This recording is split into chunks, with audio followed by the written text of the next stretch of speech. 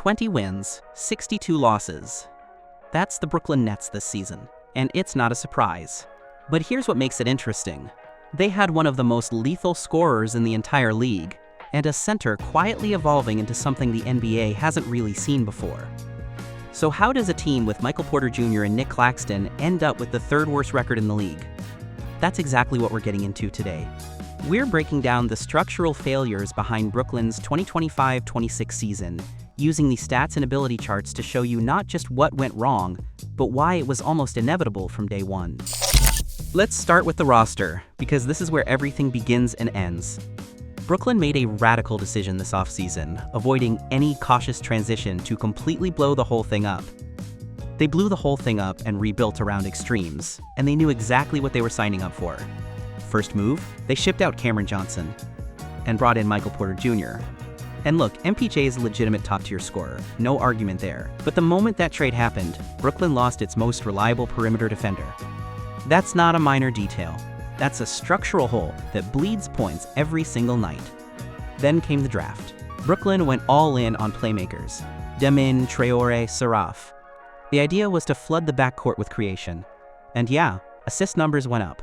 But handing your offense to a group of teenagers in the NBA, turnover rate dropped to dead last in the league. Dead last. Now, they weren't completely reckless. They brought in Terrence Mann and Ochai Agbaji to add some veteran stability around all that youth. And rookie Danny Wolf? He blew past every pre-draft projection with his rebounding and shot blocking. That part's real. But step back and look at this roster as a whole, and what you see is a puzzle with razor-sharp pieces and massive gaps. Elite scoring on one end. A backcourt still learning how to survive at this level on the other. That tension right there, that's the entire Brooklyn Nets season in one sentence. Now let's get into the numbers, because the stats tell a story that's equal parts fascinating and brutal. We've got 3 layers of data here. The top section shows where Brooklyn ranked league-wide across the key team stats from NBA.com. The bottom shows how their best 10 players stack up against every other roster in the league, pulled from NBASDB. And sitting in the middle is the ability chart, a visual that maps Brooklyn's current profile against both last season's numbers and the league average. Brooklyn finished 28th in the league overall, and when you look at where they actually beat league average, the list is short, very short. Here's the one bright spot, blocks and steals. Their shot blocking and steal numbers crept into top 12 territory this season. That's real improvement. That's Daron Sharp and Danny Wolf scrapping inside, contesting everything they can. But here's the problem with that number. It's not a sign of a functioning defense, it's a sign of desperation. The perimeter defense completely collapsed this season. Opponents drove straight to the paint, basically untouched. Fast break points allowed? They fell from 18th last season, all the way down to 28th. Points in the paint allowed dropped to 24th. So the blocks went up because the guards couldn't stop anyone at the point of attack. Sharp and Wolf were cleaning up a mess they didn't make, over and over again, every single night. That's not a defensive system working. That's 2 guys throwing their bodies at a problem that starts 30 feet from the basket. Now flip to offense, and the roster overhaul shows its real cost. 3-point shooting actually improved. They climbed from 29th last season up to 21st. That's progress. Legitimate progress. But passing? It went the other direction. They dropped from 24th all the way down to 28th, and their turnover rate sat at 29th in the entire league. All those young point guards Brooklyn drafted, the NBA pace was just too much, too fast. The vision was there, the execution wasn't. One more thing worth noting here. Their starting 5 ranked dead last 30th in the league. No surprise given how many rookies were in the rotation. But their top 10 overall, that actually nudged up from 29th to 27th. Meaning the young guys coming off the bench showed enough to move the needle slightly, even if the starting unit was still a work in progress. Desperate interior defense. A backcourt beating itself, that's the structural contradiction sitting at the center of Brooklyn's 2025-26 season. Now let's talk about how Brooklyn actually scores and where they keep hitting a wall. We're looking at play type data from NBA.com. 2 things matter here. Frequency, how often they run the play, and efficiency, how many points they get out of it. Last season's numbers are shown in a lighter shade, this season in a darker one. That gap between the two tells you everything. And what it tells you about Brooklyn is this. The left side of this chart is a disaster. Transition, pick and roll ball handler, isolation, post-ups. These are the plays that create advantages in the modern NBA. These are the plays that put defenses on their heels. And Brooklyn? They rank below 15th in almost every single one of them, in both frequency and efficiency. Here's the part that makes it worse. Their transition offense ranked 26th in frequency and 28th in efficiency. On a team full of young, athletic guards. That should not be happening. But here's why it is. Brooklyn's offense stalls. It turns the ball over 29th in turnover rate, remember. And those live ball turnovers hand opponents the easiest fast break points in the league. So the defense isn't just giving up transition buckets because they're slow. They're giving up transition buckets because their own offense is generating them. So what does Brooklyn do instead? They camp out in the half court. And their go-to action? The handoff, with Nic Claxton as the hub. Handoff frequency? Number 1 in the league, same as last season. But the efficiency on those handoffs dropped from 24th all the way down to 28th. And that tells you exactly what's happening. The guards are getting the ball from Claxton and going nowhere. The defense has it completely figured out. At that point, it's not a play call anymore. It's just running out the shot clock. MPJ's primary action, off-screen movement, also took a hit. Efficiency dropped from 11th last season down to 22nd. And the reason is simple. Without Cam Thomas on the floor demanding attention, defenses can pour everything into stopping MPJ. Trap him, double him, wall him off. Brooklyn has no second option to punish that. Now, there are two things actually working in this offense, and they're both on the right side of this chart. Cut efficiency jumped from 27th all the way up to 11th, and putback efficiency from 21st to 2nd in the entire league. Second. That's not a fluke. That's Claxton's elite timing as a finisher, and Sharp refusing to let any ball hit the floor without a fight. But here's the reality check. Cuts and putbacks are complementary plays. They're what happens when your primary actions create chaos and kick out opportunities. When your primary actions aren't creating anything, those numbers have a ceiling, and Brooklyn is already bumping right up against it. A half-court offense that's predictable, a transition game that's self-destructing. That's the tactical dead end Brooklyn spent this entire season stuck inside. Now let's break down the individual players, starting with the most important position on the floor, point guard. For each player, we're looking at an ability chart that maps three things: their current profile in red, last season's numbers in pink, and the league average in blue. And there are two benchmarks to keep in mind. A starter-level player should be hitting around 780 points. A quality rotation piece, off the bench, you're looking at 720, those numbers are the bar. And Brooklyn's point guards, they didn't clear it. Let's start with Nolan Traore. 19 years old, played the full season. His developmental learning curve settled at a score of 672. That's below the 720 bench threshold, and the chart shows exactly why. His assists, blocks, and steals are all competitive. There are real flashes in there, but the scoring and overall impact just aren't there yet. The NBA was moving too fast for him this season, and the data reflects that honestly. Then there's Ben Saraf. 20 years old, coming off the bench, finishing at 647 points. His steal numbers are genuinely elite, sitting in top 50 territory at 749. But his three-point shooting is basically non-existent. And in today's NBA, a guard who can't space the floor isn't just a liability on offense. He's making everyone else's job harder every time he's out there. Here's the bigger picture though. Brooklyn drafted both of these teenagers in the same offseason and threw them into one of the most unforgiving environments in professional basketball, with no veteran point guard to learn from, no safety net, no margin for error. The tuition on that decision, you can see it right there in those ability charts. Small, compressed polygons that never broke through the league average line. But here's the thing about polygons, that small, they have nowhere to go but out. If Traore and Saraf spend this offseason internalizing what the NBA just taught them and come back next year, pushing past that 720 benchmark, the whole calculus for this Brooklyn team changes. The turnovers stop, the offense breathes. And that deep crater in the middle of Brooklyn's ability chart finally starts to fill in. That's the bet Brooklyn made. Whether it pays off starts this summer. Next up, shooting guard, and this position tells you everything about the cost of losing Cam Thomas. Starter threshold is 780. Quality rotation piece is 720. And when you look at this group as a whole, what you see is a position that's still searching for an identity. Let's start with Terrence Mann. His total production stalled at 680 points, failing to clear that crucial rotation bar. And the chart backs it up. His scoring line retreats inside the league average. He tried to contribute as a playmaker, and there are some assist numbers worth acknowledging, but he couldn't consistently threaten defenses as a scorer. And in today's NBA, a wing who doesn't demand defensive attention isn't just underperforming, he's giving the defense a free pass.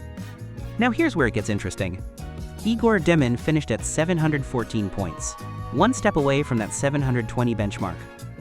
And for a player who was originally drafted as a point guard and converted to the 2, that's a legitimate result. But the number that really stands out is his three-point shooting, 702 points, which pushed past league average and into top 50 territory.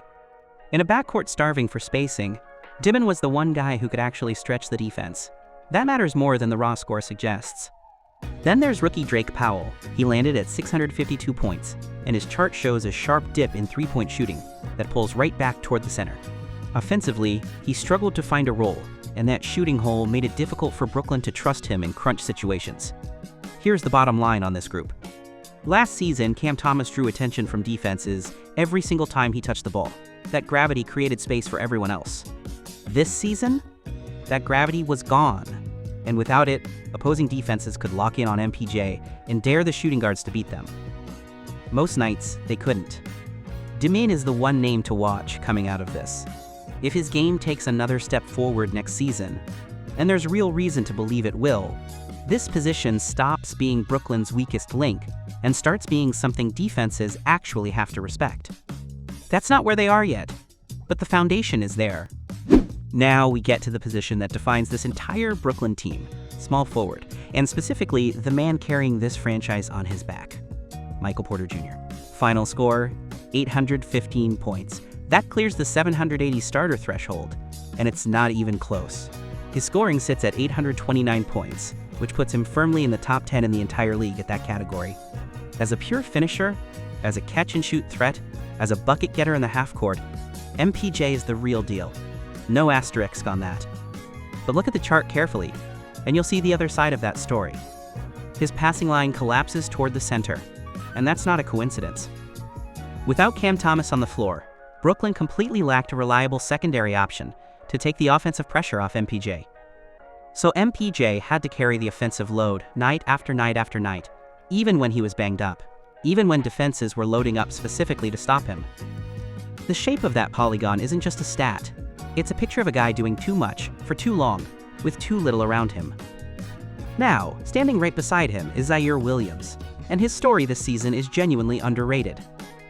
Ziaire finished at 746 points, comfortably clearing that 720 bench threshold. And his chart expanded outward from last season's pink line in a real way. The number that stands out?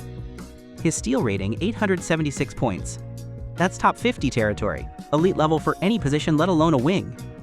So here's the dynamic that emerged at small forward this season. MPJ attacks, Ziaire protects. One guy is the sword, the other is the shield.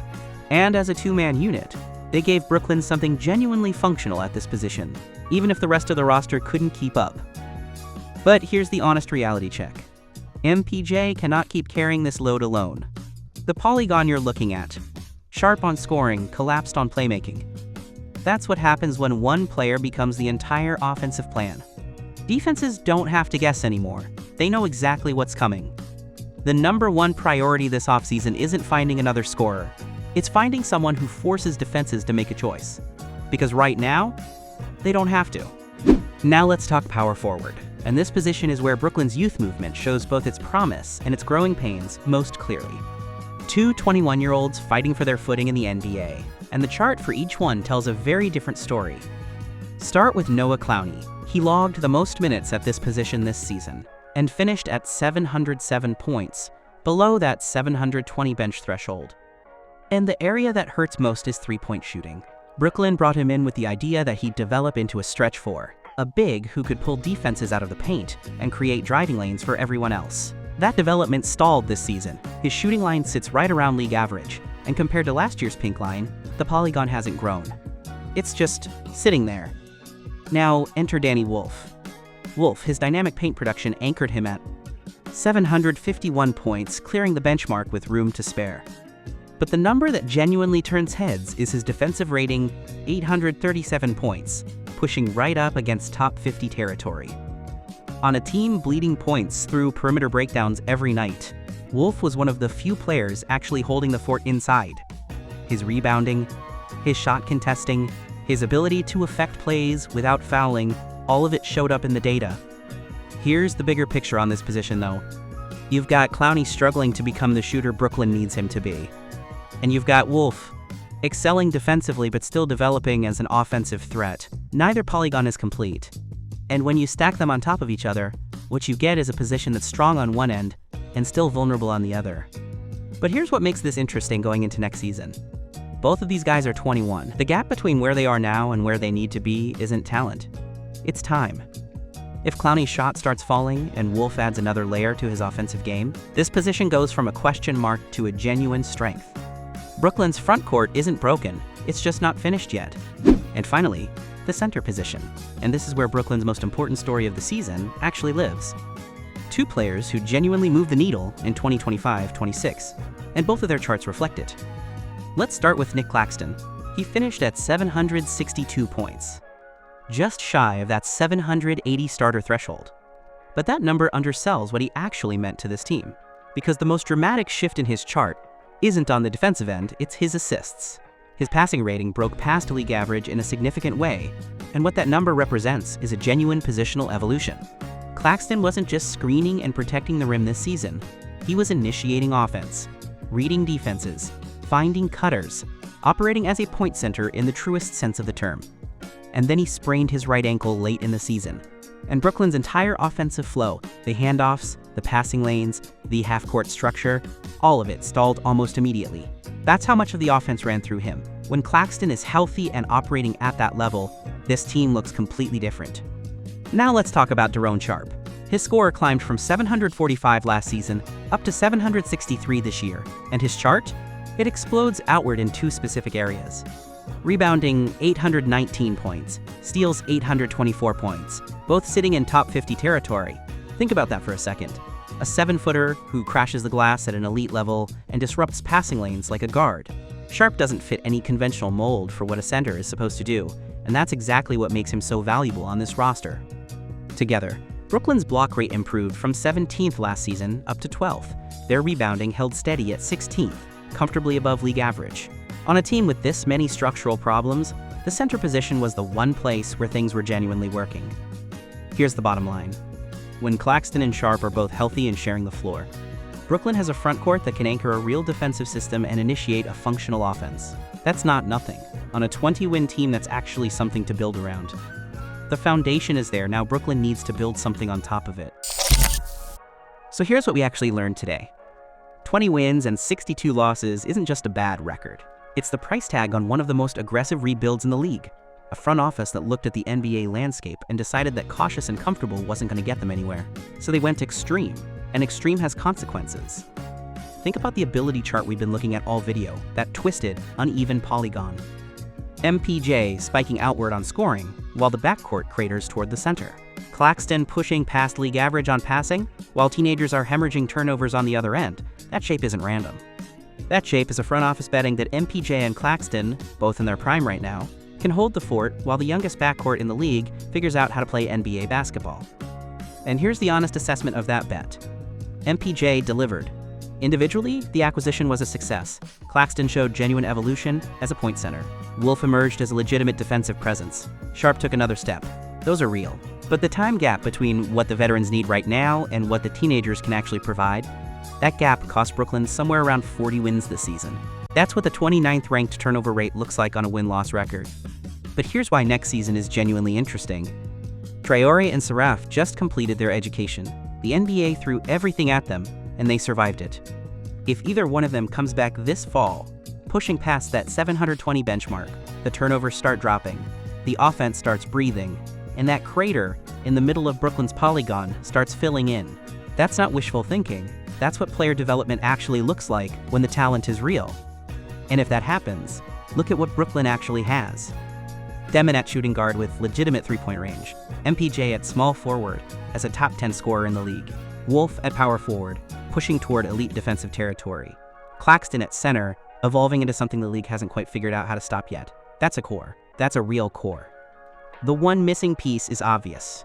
Brooklyn needs a two-way wing who can rebuild that collapsed perimeter defense and take some of the interior pressure off Sharp and Wolf. someone who can guard at the point of attack and create off the dribble. With the 6th overall pick, a player like Darren Peterson fits that profile almost perfectly. A perimeter creator who defends, who makes decisions, who doesn't need the ball in his hands to impact the game. Get that piece right this offseason, and this Brooklyn team isn't a 20-win team next season. They're a dark horse, a genuine one. So here's the question I want to leave you with. What does Brooklyn do with that 6th pick? Do they take the two-way wing and build around this core? Do they package assets and go get an established floor general? Or do they flip MPJ and Claxton entirely and go full rebuild? Drop your offseason plan in the comments. I want to hear exactly how you'd fix this roster, because there are a lot of ways to go from here. And honestly, not all of them are wrong. That's all for today's breakdown. If you got something out of this one, hit that like button and subscribe. It genuinely helps more than you know. And I'll see you next time on the Daily NBA Talk.